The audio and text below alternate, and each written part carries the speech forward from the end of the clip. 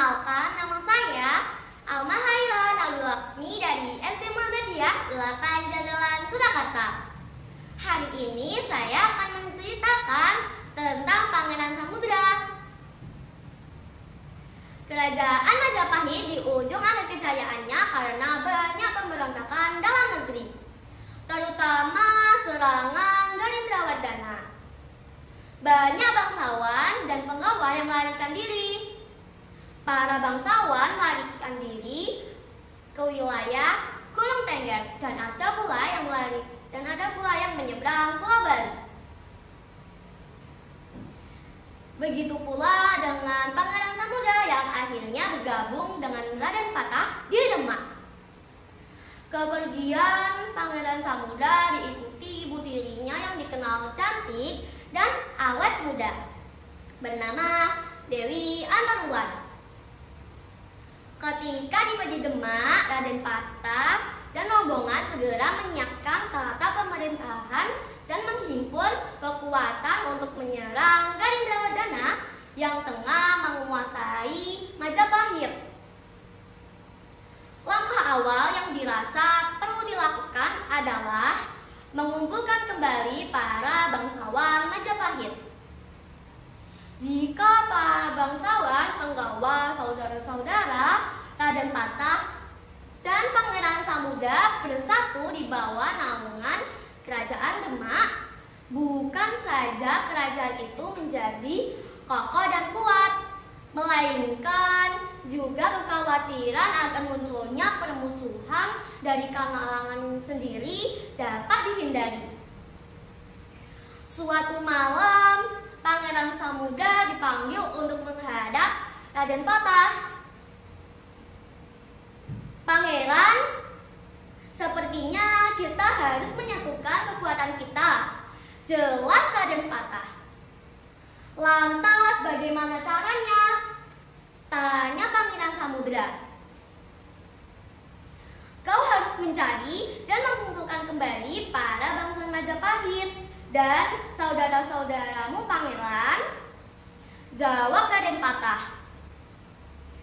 "Siap, laksanakan. Aku akan mencari semua dukungan itu, Pangeran," tegas Pangeran Samudra dengan gagah berani. Ketika Pangeran Samudra mulai mencari para petinggi yang tercerai-berai, kesulitan mulai dialaminya.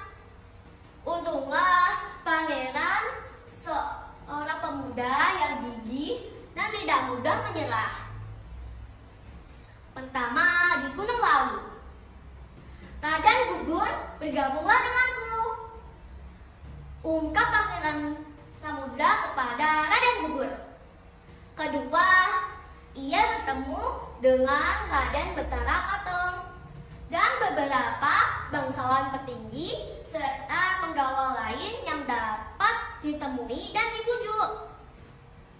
Hingga terakhir, ia bertemu dengan Adipati Madiun. Perjalanan yang melelahkan membuat pangeran seringkali jatuh sakit.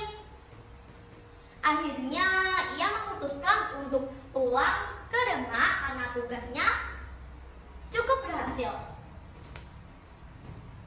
Ketika rombongan tiba di Dukuh Barong, Pangeran Samudra jatuh sakit.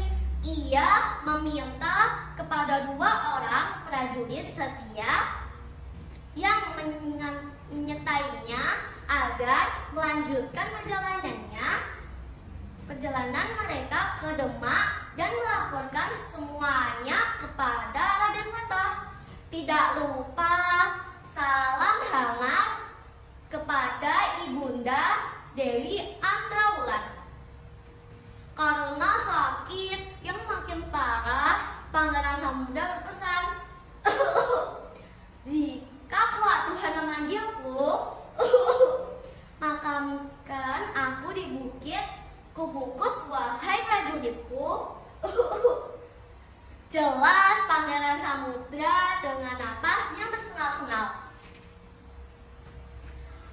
Ketika Dewi Antarwulan mendengar bahwa putranya sakit, sedihlah hatinya. Kemudian ia meminta izin kepada Raden Patah untuk berangkat ke Dukuh Porong menemui putra terkasih.